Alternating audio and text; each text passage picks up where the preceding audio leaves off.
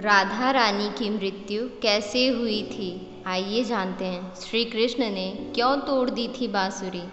जब भगवान विष्णु ने कंस के वध के लिए श्री कृष्ण का अवतार लिया, तब उसी दौरान उनके प्रेम के रूप में राधा रानी का जन्म वृंदावन में हुआ। राधा जी के माता पिता का नाम वृषभानु और कीर्ति था।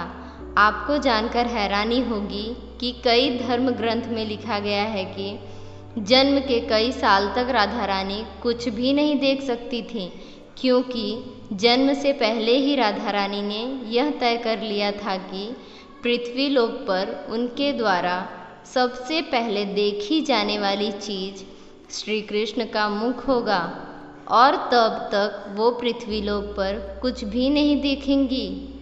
इस बात से आप अंदाज़ा लगा सकते हैं कि राधा कृष्ण का यह प्रेम पृथ्वी लोक में जन्म लेने से पहले से ही अनंत था। भागवत पुराण की माने तो श्री कृष्ण ने अपना ज़्यादातर बचपन गोकुल में बिताया, जहाँ उनकी दिव्य शक्ति के कारण उनकी चर्चा चारों ओर फैली। साथ ही श्री कृष्ण और राधा के प्रेम के बारे में भी उस समय पूरे गोकुल को पता था, क्योंकि श्री कृष्ण और राधा 8 साल के उम्र से ही एक दूसरे को प्रेम करने लगे थे। जहाँ हमेशा गोपियाँ श्री कृष्ण की बांसुरी की धुन पर नृत्य करती थी, वही राधा श्री कृष्ण की बांसुरी में खोई हुई उनके पास बैठ जाती थी। राधा और बांसुरी का जुड़ाव ऐसा था कि जब भी श्री कृष्ण बांसुरी बजाते, राधा को मानो ये पता चल जाता था कि श्री कृष्ण उन्हें बुला रहे हैं, जिसके बाद श्री कृष्ण और राधा घंटों तक यमुना नदी के किनारे बांसुरी की धुन में मगन रहते। कई बार तो गोपियाँ भी इनके इस तरह के प्रेम को देखकर जलती थीं। जब श्री कृष्ण बड़े हुए, तब उनके आसपास के लोगों की जिंदगी काफ़ी तेज़ी से बदली, खासकर राधा और श्री कृष्ण की, क्योंकि अब वो समय आ चुका था जिसके कारण श्री कृष्ण ने पृथ्वी लोक पर जन्म लिया था। इसलिए अपने मामा कंस के बुलाव पर श्री कृष्ण को वृंदावन छोड़कर मथुरा जाना पड़ा। मथुरा जाने से पहले ही श्री कृष्ण ने आखिरी बार राधा जी से भेंट की थी और श्री कृष्ण और राधा इस समय काफ़ी उदास थे। राधा ये बात जानती थी कि श्री कृष्ण के मथुरा जाने के बाद श्री कृष्ण का वृंदावन वापस आना बहुत मुश्किल होगा, जिसके बाद राधा रानी शायद श्री कृष्ण से दोबारा नहीं मिल पाएंगी।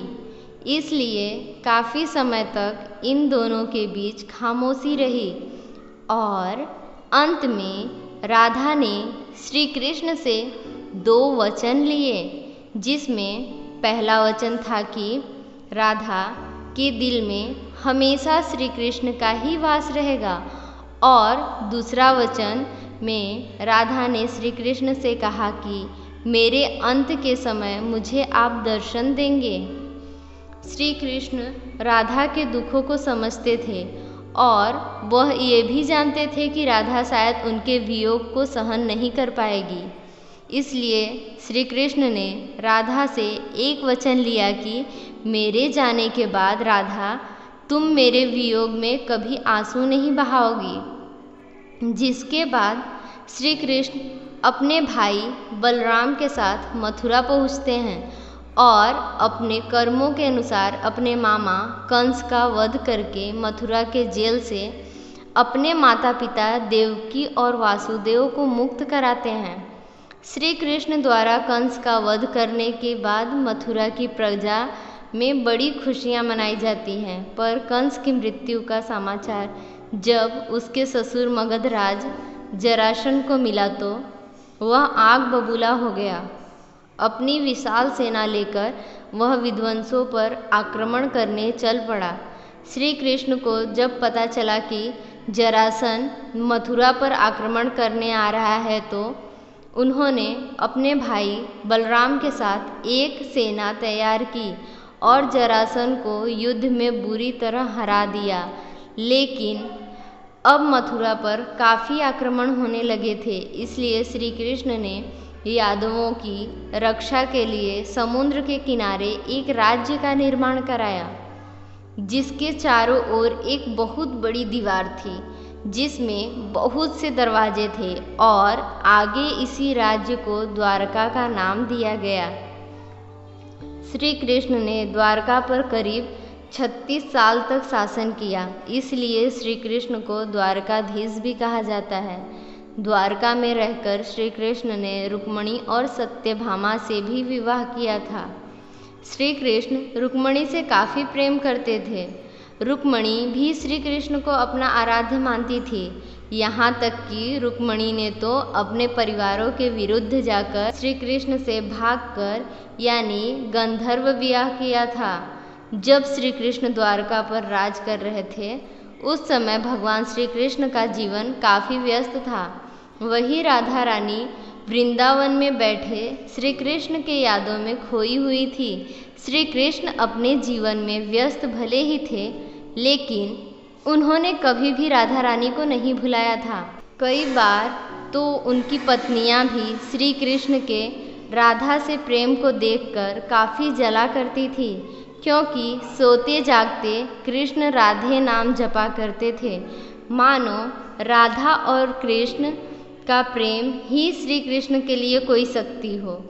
वैसे ही कुछ कथाओं में ये लिखा गया है कि खुद ब्रह्मा जी ने आकर बचपन में ही राधा रानी और श्री कृष्ण का विवाह करवाया था, लेकिन ज़्यादातर धर्म ग्रंथों में इसके बारे में कोई उल्लेख नहीं मिलता। पर ज़्यादातर धर्म ग्रंथों में देखने को मिलता है कि श्री कृष्ण से वियोग के बाद राधा श्री कृष्ण की भक्ति में लग जाती हैं, जिसके बाद एक समय ऐसा भी आता है जब उनका विवाह यादव पुत्र अभिमन्यु से कर दिया जाता है। और यादव पुत्र अभिमन्यु को श्राप मिला था कि वो कभी भी राधा रानी को छू नहीं सकता। अगर उसने ऐसा किया या कोशिश की तो वह भस्म हो जाएगा। राधा रानी विवाहित जीवन में संयतक रहकर अपनी समस्त जिम्मेदारियां पूरी करती रहीं, और फिर उन्होंने अपनी सभी जिम्मेदारियों से मुक्त होकर अपने प्रेम श्री कृष्ण से मिलने का फैसला किया। पुराणों में राधा की मृत्यु का उल्लेख नारद पुराण में मिलता है, जहाँ लिखा गया है कि जब राधा रानी श्री कृष्ण से मिलने द्वारका पहुँची तो यहाँ दोनों काफ़ी समय तक साथ रहे, पर एक साथ एक महल में रहने के बावजूद श्री कृष्ण अपने कार्यों में काफ़ी व्यस्त रहते थे। इसके अलावा श्री कृष्ण को यह भी डर था कि कहीं श्री कृष्ण और उनके प्रेम के कारण श्री कृष्ण की पत्नी रुक्मिणी और सत्यभामा को मिलने वाला श्री कृष्ण का प्रेम कम न हो जाए। इसलिए राधा रानी ने श्री कृष्ण को बिना बताए द्वारका छोड़ दिया और वापस वृंदावन चली गई। लेकिन अब राधा रानी का अंतिम समय आ चुका था, जिसके बाद राधा रानी ने अपने अंतिम समय में श्री कृष्ण को उनकी वचन की याद दिलाई कि कैसे श्री कृष्ण ने मथुरा जाते समय राधा रानी को उनके अंतिम समय में पास रहने का वचन दिया था। जैसे ही श्री कृष्ण को राधा रानी के अंतिम समय का आभास हुआ तो वे तुरंत ही राधा रानी के पास पहुंच जाते हैं। अपने प्रेम को इस तरह से अंतिम सांसें लेते देख श्री कृष्ण काफ़ी भावुक हो गए थे, जिसके बाद श्री कृष्ण ने राधा से अंतिम समय में कुछ मांगने को कहा था। राधा रानी ने पहले से तो श्री कृष्ण से कुछ नहीं मांगी, लेकिन जब श्री कृष्ण ने जोर दिया तो राधा ने कहा कि मेरी बस एक ही इच्छा है कि मुझे मेरे अंतिम समय में आपके साथ वैसे ही पल बिताने हैं जैसे हम वृंदावन में एक ही साथ बांसुरी की धुन में समय बिताते थे। राधा रानी के ऐसे वचन सुनकर श्री कृष्ण ने अपनी बांसुरी उठाई और मधुर आवाज़ में उसे बजाना आरंभ कर दिया।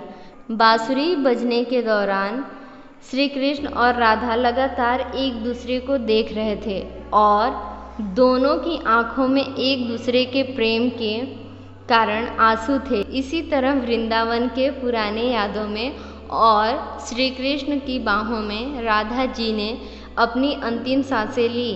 राधा जी की सांसें थम जाने पर श्री कृष्ण की बांसुरी की आवाज़ भी थम गई और श्री कृष्ण को राधा जी के मृत्यु से इतना दुख पहुंचा कि उन्होंने उस समय अपनी सबसे प्रिय बांसुरी को ही 2 टुकड़ों में तोड़ दिया। और इसी तरह एक ही दिन श्री कृष्ण ने अपनी 2 सबसे प्रिय चीज़ें खो दी, जिसमें सबसे पहला उनका प्रेम और दूसरी उनकी बांसुरी थी। श्री राधा की मृत्यु के बाद श्री कृष्ण भी ज़्यादा समय तक पृथ्वी लोक पर नहीं रहे और अपने अंतिम कार्य यानी महाभारत के युद्ध को समाप्त करने के बाद उन्होंने भी पृथ्वी लोक छोड़ दिया। जय श्री कृष्ण। राधे राधे। स्टॉप कर दो।